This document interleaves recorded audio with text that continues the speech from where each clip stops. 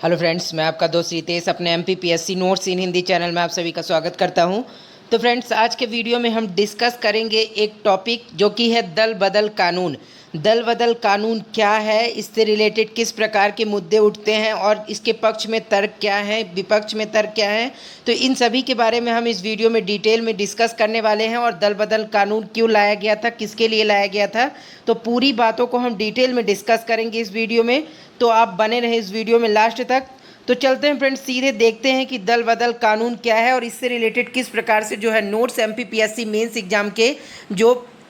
Constitution का जो paper है उसके लिए तैयार किए जा सकते हैं।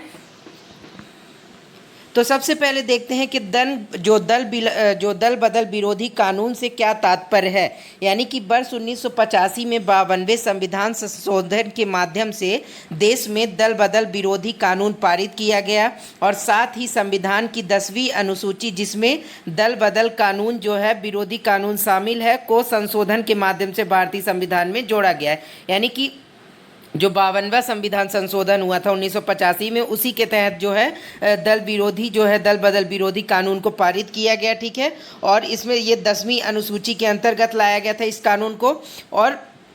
इस कानून का जो मुख्य उद्देश्य क्या है, भारतीय राजनीति में दल बदल की कुप्रथा को समाप्त करना था, जो कि 1970 के दशक से पूर्व भारतीय राजनीति में काफ़ी प्रचलित थी। यानी कि जो दल बदल होता है उसे बदलने के लिए ये जो प्रथा चली आ रही थी बार बार, जो दल बदलने की लोगों के द्वारा, जो पॉलिटिकल पार्टी के जो भी राजनीतिक हैं, तो उन्हों के द्वारा जो दल बदलने की बार बार जल्दी जल्दी परंपरा जो चली आ रही थी, कब 1970 से पहले के समय पे, तो उसे बदलने के लिए जो है क्या किया गया, इस कानून को लाया गया। ठीक है, तो अब दल बदल विरोधी कानून से तात्पर्य क्या है, तो एक निर्वाचित सदस्य जो है स्वेच्छा से किसी राजनीतिक दल की जो है सदस्यता छोड़ सकता है, और जो है कोई निर्दलीय निर्वाचित सदस्य किसी राजनीतिक दल में शामिल हो जाता है और किसी सदस्य द्वारा सदन में पार्टी के पक्ष के विपरीत वोट किया जाता है। ठीक है, तो कोई सदस्य स्वयं को वोटिंग से अलग रखता है और 6 महीने की समाप्ति के बाद कोई मनोनीत सदस्य किसी राजनीतिक दल में शामिल हो जाता है। तो मतलब क्या है कि जो दल बदल विरोधी कानून जब कब किसी व्यक्ति पर लागू होता है, तो ये जो 5 इसमें कारण बताए गए हैं, यदि कोई निर्वाचित सदस्य किसी पार्टी से स्वेच्छा से किसी राजनीतिक दल की जो है सदस्यता छोड़ देता है तब, या फिर कोई निर्दलीय निर्वाचित सदस्य जो है किसी राजनीतिक दल में साबित हो जाता है तब ऐसी कंडीशन में ये जो कानून है, दल बदल कानून जो है लागू किया जा सकता है उस व्यक्ति के ऊपर। और किसी सदस्य द्वारा सदन में पार्टी के पक्ष के विपरीत वोट यदि किया जाता है तो भी दल बदल कानून जो है ये लागू किया जा सकता है उस व्यक्ति पर। ठीक है, लगाया जा सकता है। और कोई सदस्य स्वयं को वोटिंग से, यदि किसी पार्टी का कोई भी सदस्य स्वयं को वोटिंग से अलग रखता है, ठीक है, और उस पार्टी ने यदि व्हिप जारी किया रहता है, तो उस कंडीशन में भी दल बदल कानून जो है क्या किया जा सकता है, किया जा सकता है उस व्यक्ति पर। और 6 महीने की समाप्ति के बाद कोई जो मनोनीत सदस्य है यदि किसी राजनीतिक दल में शामिल हो जाता है तो भी ये कानून जो है लागू उस पर लगाया जा सकता है। इसके बाद है दल बदल विरोधी कानून की आवश्यकता क्यों पड़ी, क्यों लाया गया ये कानून, जो दल बदल विरोधी कानून क्यों लाया गया, तो इसकी आवश्यकता क्यों पड़ी, तो एक एक कारण देखते हैं। तो सबसे पहला है, लोकतांत्रिक प्रक्रिया में राजनीतिक दल काफ़ी अहम भूमिका अदा करते हैं और सैद्धांतिक तौर पर राजनीतिक दलों की महत्वपूर्ण भूमिका यह है कि वे जो है सामूहिक रूप से लोकतांत्रिक फैसला लेते हैं। ठीक है, और हालांकि आज़ादी के कुछ ही वर्षों के भीतर यह महसूस किया जाने लगा कि राजनीतिक दलों द्वारा अपने सामूहिक जनादेश की अनदेखी की जाने लगी है और विधायकों और सांसदों को जोड़ तोड़ से सरकारें बनने और गिरने लगी। यानी कि जब क्या हुआ कि लोकतांत्रिक प्रक्रिया जो होती है, जिसमें कोई भी पार्टी यदि जो है जीतती है तो क्या करती है, वो सरकार की सरकार बनाने का कार्य करती है। तो इस प्रकार से जो राजनीतिक पार्टियां होती हैं उनकी एक लोकतंत्र में महत्वपूर्ण भूमिका होती है, वो सामूहिक रूप से कई फैसले लेती हैं। ठीक है, तो जब क्या हुआ कि आज़ादी के कुछ वर्ष बाद, जैसे भारत जब स्वतंत्र हुआ उसके कुछ समय बाद यह देखा जाने लगा कि जो राजनीतिक दल के लोग होते हैं, ठीक है, जो भी चुने जाते हैं जनता के द्वारा, प्रतिनिधि के रूप में, तो वो क्या करते हैं कि जो जनादेश जनता ने दिया है, ठीक है, कि मतलब जिस व्यक्ति को चुना है, तो वो जिस पार्टी से चुना है, तो वो क्या करते हैं कि व्यक्ति क्या करते थे उस समय पे, क्या कि मतलब चुन लेने के बाद एक पार्टी से वो उस पार्टी को छोड़ करके दूसरे पार्टी में लाभ की दृष्टि से, ज़्यादा लाभ पाने की दृष्टि से या बड़ा पद पाने की दृष्टि से उस पार्टी को छोड़ के दूसरे पार्टी में शामिल हो जाते थे। और ये प्रथा जो है बहुत तेज़ी से उस समय पर चलने लगी थी कि कोई भी कभी भी जो है एक पार्टी से दूसरे पार्टी में जल्दी से शामिल हो जाता था, पद या लालच में, पद के या पैसे की लालच में, ठीक है। तो ऐसी कंडीशन में देखा गया कि इस प्रकार से यदि चलता रहा तो सरकारें जो है स्थायी रूप प्रदान नहीं कर पाएंगी। यदि कोई भी सरकार बनती है और दूसरे उस सरकार का विधायक या सांसद किसी दूसरी पार्टी में शामिल हो जाता है जीतने के बाद भी, तो ऐसी कंडीशन में सरकारें जो है स्थायी नहीं हो पाएंगी और इससे जो है क्या होगा कि देश को अड़चनों का सामना करने पड़ेगा। इसके कारण क्या हुआ कि 1960-70 के दशक में जब आया राम गया राम की राजनीति देश में काफ़ी प्रचलित हो चुकी थी। दरअसल अक्टूबर 1967 को हरियाणा के एक विधायक जो है गयालाल, जिनका नाम था, ने 15 दिनों के भीतर 3 बार दल बदल करके इस मुद्दे को राजनीतिक मुख्य धारा में ला खड़ा किया। यानी कि जो 1970 और 60-70 के दशक में एक जो गयाराम करके विधायक हुआ करते थे हरियाणा के, वो 15 दिनों के अंदर 3 बार जो है पार्टी चेंज कर चुके थे अदल बदल करके। तो इससे क्या हुआ कि इससे जो है पूरे देश में एक मैसेज गया कि इस प्रकार से कोई भी व्यक्ति जो है किसी भी दिन 2-4 दिन के अंदर ही अंदर कई पार्टियों में जा सकता है। इस प्रकार से जो है कि सरकारें जो है स्थायी रूप प्रदान नहीं कर पाएंगी और ये देश के लिए खतरा है एक प्रकार से, ठीक है। तो क्या होगा कि क्या हुआ, इसी मुद्दे को देखते हुए ये काफ़ी ज़्यादा इस मुद्दे ने विस्तार ले लिया और इसी मुद्दे को देखते हुए क्या किया गया कि इसी के साथ जल्द ही दलों को मिले जनादेश का उल्लंघन करने वाले सदस्यों को चुनाव में भाग लेने से रोकने तथा आयोग घोषित करने की ज़रूरत महसूस होने लगी। यानी कि जब देखा गया कि इस प्रकार से राजनीति की जा रही है तो क्या किया जाने लगा कि लोगों को लगा और देश को लगा कि ऐसे जब जनादेश का लोग उल्लंघन कर रहे हैं तो ऐसी कंडीशन में एक ऐसे जो है कानून की आवश्यकता है जो कि ऐसे लोगों को क्या किया जाए, अयोग्य घोषित कर सके। ऐसे कानून की ज़रूरत है। तो जब ये कानून की ज़रूरत हुई तो क्या हुआ कि वर्ष 1985 में संविधान संशोधन किया गया और उसी के जरिए जो है दल बदल विरोधी कानून को लाया गया। और इसके तहत जो इस कानून के अपवाद क्या है, तो इस कानून के अपवाद ये हैं कि कानून में कुछ विशेष परिस्थितियों का उल्लेख किया गया है जिनमें दल बदल पर भी अयोग्य घोषित नहीं किया जा सकता। यानी कि कुछ ऐसी परिस्थितियां हैं दल बदल कानून में जिसके तहत जो है जिसका मामला उठा करके किसी व्यक्ति को अयोग्य घोषित जो है नहीं किया जा सकता, ठीक है। कई जैसे किसी भी चीज़ के लाभ होते हैं तो उसी हर चीज़ के लाभ और हानि दोनों होते हैं, ठीक है। तो इसमें भी कुछ अपवाद हैं इस कानून के, जैसे कि इसके लाभ हैं कई, तो उसी प्रकार से इसके अपवाद भी हैं, ठीक है। और यदि दल बदल विरोधी कानून में एक राजनीतिक दल को किसी अन्य राजनीतिक दल में या फिर उसके साथ विलय करने की अनुमति दी गई है बशर्ते कि कम से कम 2/3 विधायक विलय के पक्ष में हो। यानी कि यदि दल बदल जो कानून है वो उस व्यक्ति पर लागू नहीं हो सकता है जो कि अपने 2/3 विधायकों या फिर ठीक है सांसदों को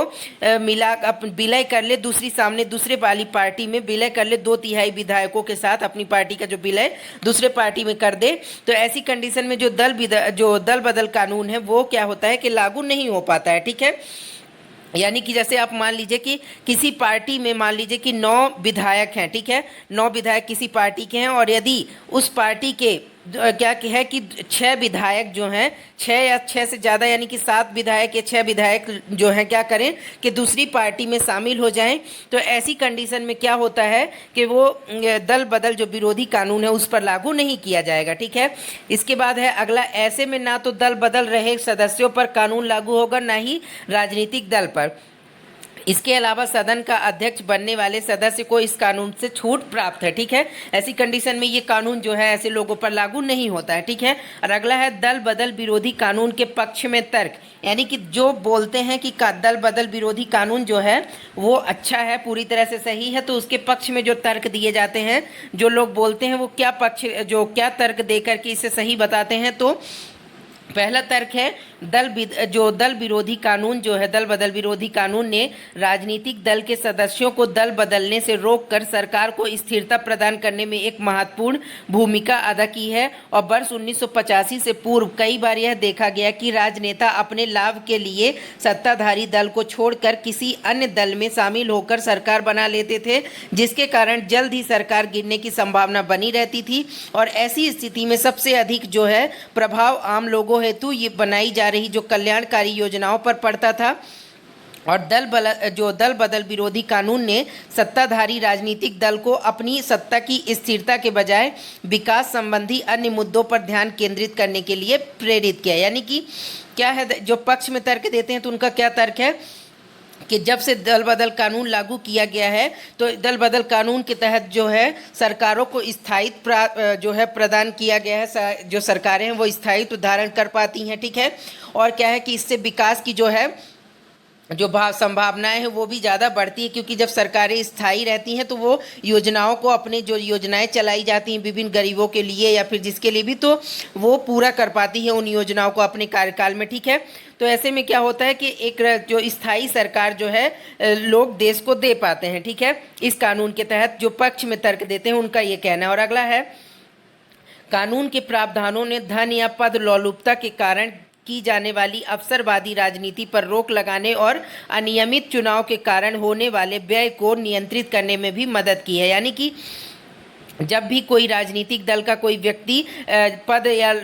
पैसे की लालच में दूसरे पार्टी में जाता है तो उसके तहत क्या होता है कि इस कानून के तहत उसे रोका जा सकता है। ठीक है, या उसे अपराधी घोषित किया जा सकता है। तो ऐसी कंडीशन में क्या हुआ है कि दल बदल जो कानून है काफ़ी इम्पॉर्टेंट है, जो पक्ष में इसके तर्क देते हैं उनके अनुसार। और क्या है कि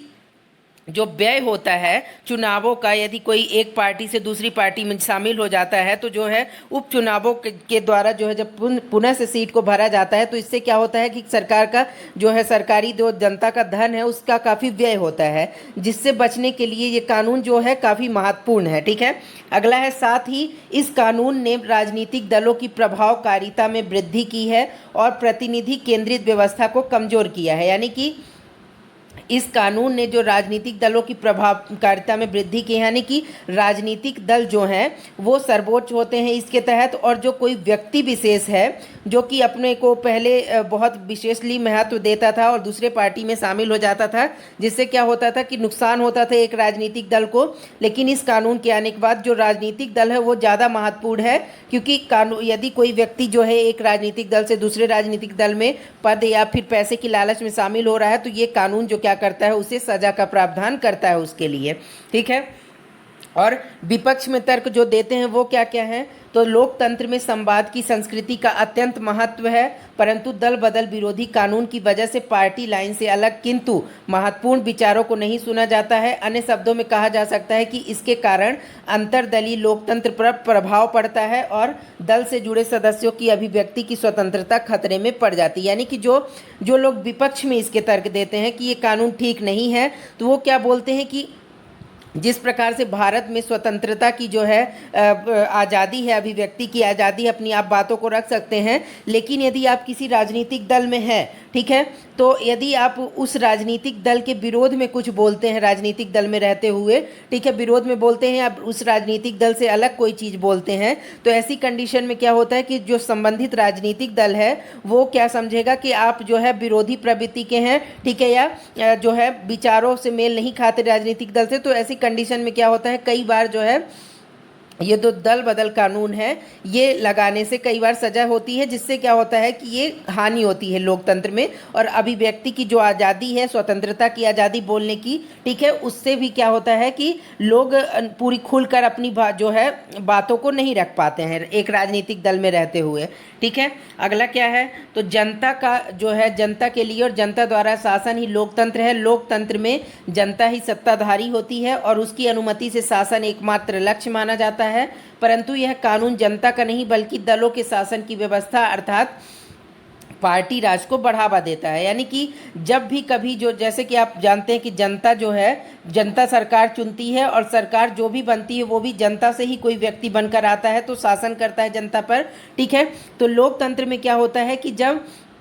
सत्ताधारी जो कोई पार्टी होती है उसकी अनुमति से शासन करना ही एकमात्र लक्ष्य होता है, ठीक है। परंतु यह कानून क्या करता है, दलों के शासन को की व्यवस्था जो है अर्थात पार्टी राज को बढ़ावा देता है। यानी कि यहाँ पर एक पार्टी ही इसमें सबसे महत्वपूर्ण हो जाती है, ठीक है। यदि कोई व्यक्ति अपनी कुछ बातों को करना चाहे या फिर अपने कोई डिसीजन लेना चाहे तो ऐसी कंडीशन में जो क्या होता है कि राजनीतिक जो पार्टियाँ होती हैं वो उस पर इस कानून के तहत कार्यवाही कई बार कर देती हैं, ठीक है। तो इस प्रकार से आज हमने देखा दल बदल कानून के बारे में, इससे रिलेटेड किस प्रकार के जो हैं पॉइंट्स तैयार हो सकते हैं मेंस एग्जाम के लिए। तो आई होप कि वीडियो आपको अच्छा लगा होगा। तो फ्रेंड्स आज के वीडियो में इतना ही। इसी तरह के नए नए नोटिफिकेशन आपको मिलते रहें, इसके लिए आप चैनल पर रेगुलर बने रहें। और यदि चैनल सब्सक्राइब नहीं किया है तो चैनल को सब्सक्राइब कर लें। तो फ्रेंड्स मिलेंगे नेक्स्ट वीडियो में न्यू टॉपिक के साथ। Bye bye.